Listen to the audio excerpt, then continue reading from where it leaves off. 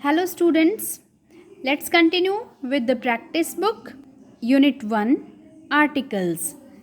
We are going to do worksheet 9.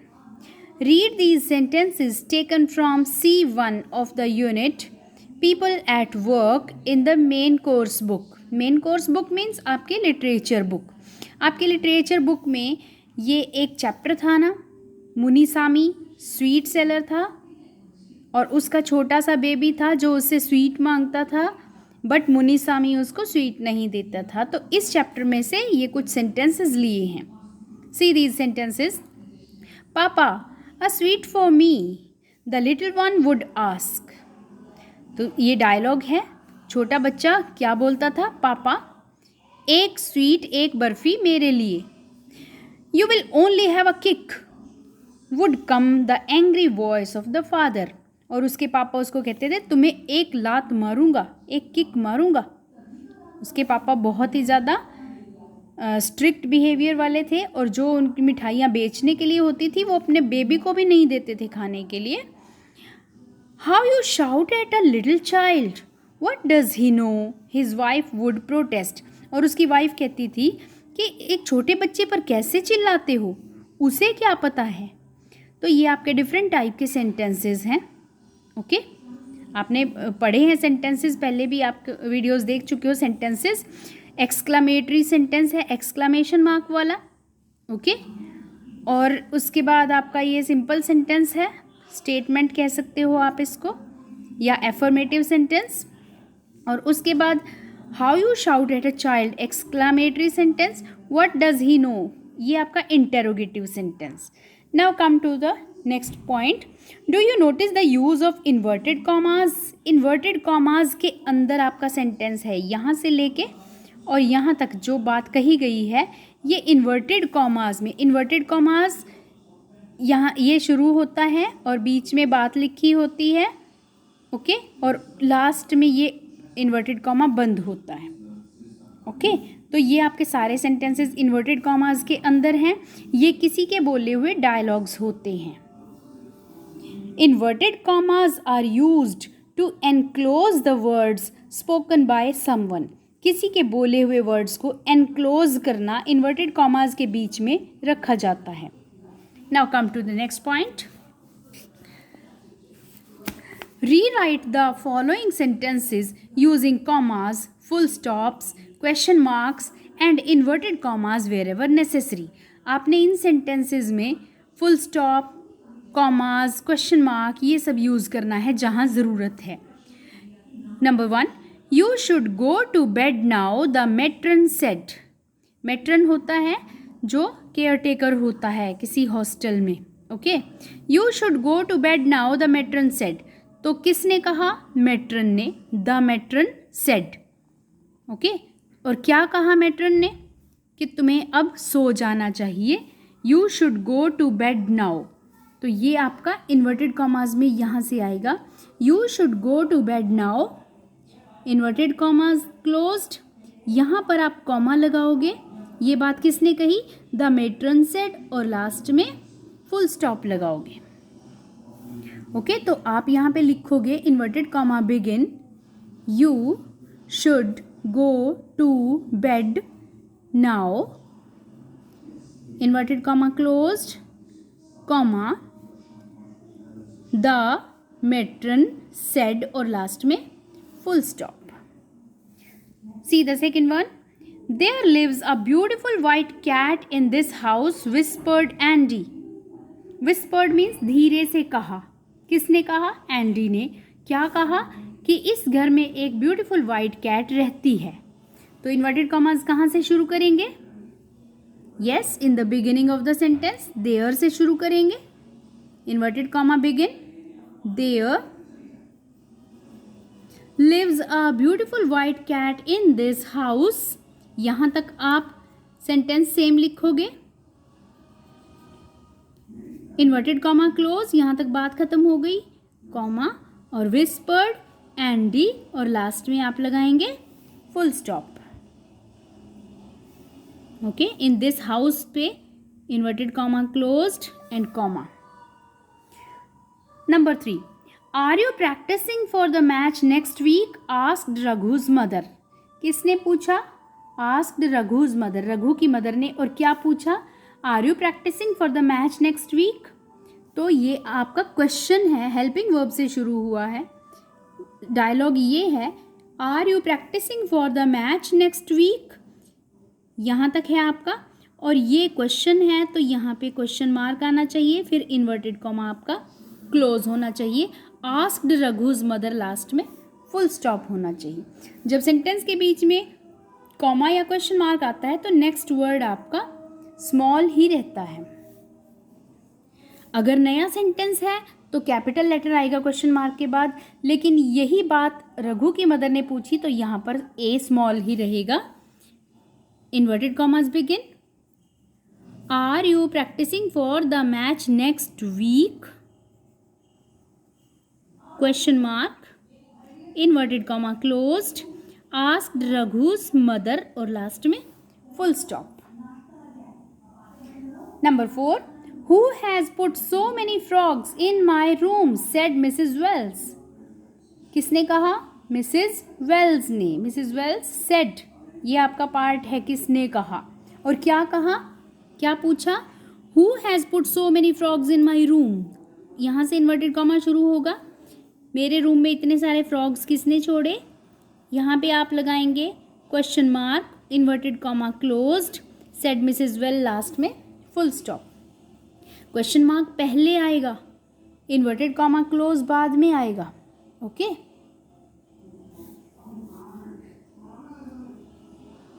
सबसे पहले inverted comma. Who put so many frogs in my room, question mark, room के बाद लगाएंगे question mark, inverted comma closed, said Mrs Wells full stop. Number 5. What a beautiful rainbow! exclaimed the little boy. छोटे boy ने. exclaimed means हैरानी से कहा. क्या कहा? What a beautiful rainbow. अब what के बाद अ है, what के बाद कोई एडजेक्टिव है या कोई इस तरह का वर्ड है, हेल्पिंग वर्ब नहीं है, तो ये आपका क्वेश्चन मार्क वाला सेंटेंस नहीं है. what के बाद अगर हेल्पिंग वर्ब होती है, is, am, are, was, were, will, shall, can, could, कुछ भी, तो आपका क्वेश्चन मार्क वाला सेंटेंस बनेगा. लेकिन व्हाट अ ब्यूटीफुल रेनबो, कितना सुंदर रेनबो है, ये व्हाट अ वाले आ जाएंगे. ठीक है. व्हाट के बाद अगर हेल्पिंग वर्ब नहीं है तो आपका एक्सक्लामेटरी सेंटेंस है. व्हाट अ ब्यूटीफुल रेनबो, इतनी बात कही गई है, यहाँ पे एक्सक्लामेशन मार्क और inverted comma closed. Inverted comma begin. What a beautiful rainbow.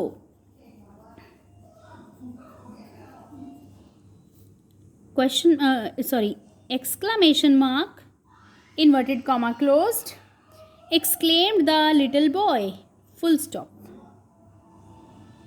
Okay. Now come to the next page. This is worksheet 10.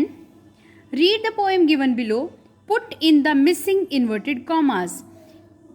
इस पोएम को आप रीड कीजिए अच्छे से. Okay.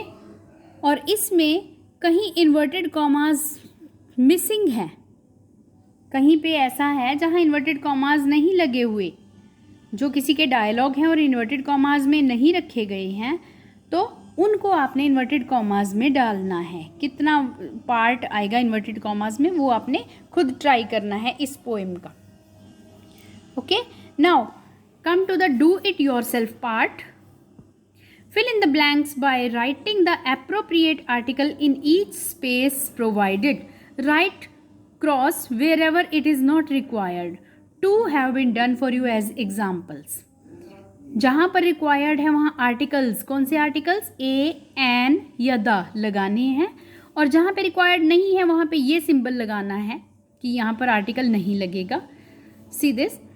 A young scientist called Frankenstein started trying to create life. A young scientist called Frankenstein started trying to create life. अब life आपका common noun है, इसके साथ हम यहाँ पे कोई आर्टिकल नहीं लगाएंगे. He used dash electricity to do this. अब इलेक्ट्रिसिटी कोई पर्टिकुलर नहीं है, कोई काउंटेबल नहीं है, ठीक है, तो यहाँ पे भी हम क्या लगाएंगे, कोई आर्टिकल यूज नहीं होगा. He used electricity to do this. After dash year of struggle, after a year of struggle, he succeeded, but he created monster. But he created a monster. अब इसी मॉन्स्टर की दोबारा बात हो रही है तो हम क्या, कौन सा आर्टिकल लगाएंगे? Yes, the monster was very large and ugly. People hated and feared him. फिर से मॉन्स्टर की बात हो रही है तो the monster wanted love, but he learned to hate. Then one day he killed boy. पहली बार बॉय की बात हो रही है, काउंटेबल है, a boy. Frankenstein was in state of shock. In a state of shock. He realized it was error to have created. It was error. आपके ये vowel sound है एरर, तो क्या लगाएंगे यहाँ पे? An. It was an error to have created such creature. Such a creature, countable है, singular है, a creature. He regretted having wasted his time over dash useless creature. Useless, ये है आपका पहला लेटर, यूजलेस. तो वॉवल साउंड नहीं है, consonant sound है, तो a useless creature and decided to kill it. Fine. Come to the second one. Rearrange the following phrases to make meaningful sentences. The first one has been done for you. Rearrange करना है, meaningful sentences बनाने हैं आपने. Okay. Interesting, ours family was an. अब ours अगर लगाया है तो अगर आवर होता सिर्फ आर फैमिली तो आर फैमिली इकट्ठा होता, लेकिन आर्स लगा है, ठीक है, तो आर्स के साथ फैमिली की ज़रूरत नहीं होती, वो लास्ट में चला जाता है. Ours was an interesting family. Ours was an interesting family. Next, eldest Ravi and so of was the favourite family. The, अब एल्डेस्ट सबसे बड़ा, तो ये सुपरलेटिव डिग्री है, इसके साथ द लगेगा. ओके. अब कौन सा द लगेगा, या ये वाला, या वॉज द एल्डेस्ट. तो रवि है, फैमिली में सबसे एल्डेस्ट है और सबका फेवरेट है. इसके अकॉर्डिंगली आपने सेंटेंस प्रिपेयर करना है. क्या बनेगा? Ravi was the eldest and so a favorite of the family. Ravi was the eldest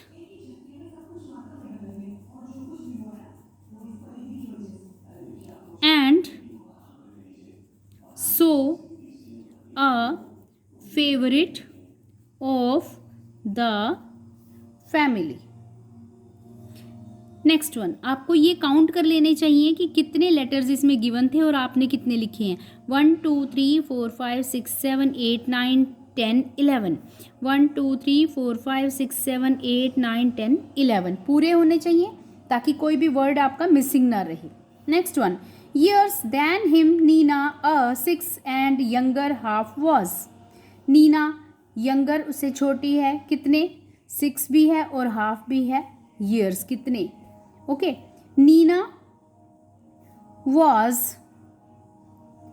6 and a half years younger than him. Nina was 6 and a half. 6.5 होता है तो 6 and half नहीं बोलते, 6 and a half. 6 and a half years younger than him. Check कीजिए अपने words. 1 2 3 4 5 6 7 8 9 10. 1 2 3 4 5 6 7 8 9 10. Done. Next one. Who was Sonal big bully second born was a the. अब किसकी बात हो रही है? Who was Sonal. हम हु से शुरू करेंगे तो क्वेश्चन मार्क बनेगा. फैमिली की बात बता रहे हैं कि कौन बड़ा है कौन छोटा है. तो सोनल. अब सोनल को हम हु वाज के साथ उसकी क्वालिटी बता सकते हैं और फिर बताएंगे कि कौन है वो. बिग बुली मीन्स उसका बहुत रौब चलता है. Okay. Sonal who was the second born was a big bully. Sonal, who was the second born, जो दूसरे नंबर पे पैदा हुआ था, was a big bully. See the count the numbers 1 2 3 4 5 6 7 8 9 10. 1 2 3 4 5 6 7 8 9 10. Okay, last one. But Nina girl, intelligent, common sense, Sonal was and without a boy was. अब नीना और सोनल को compare किया जा रहा है. ठीक है, बट बीच में लगाएंगे कंपैरिजन करते हुए. नीना कैसी है? Neena was an intelligent girl, but where is but Sonal was a boy without common sense. Write down.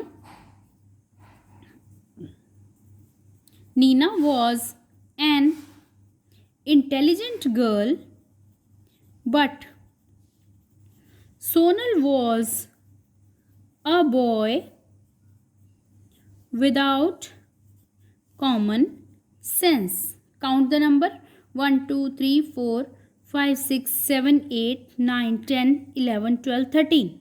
1 2 3 4 5 6 7 8 9 10 11 12 13. Done. This is how you are going to do the rearranging of sentences. That's all for your articles.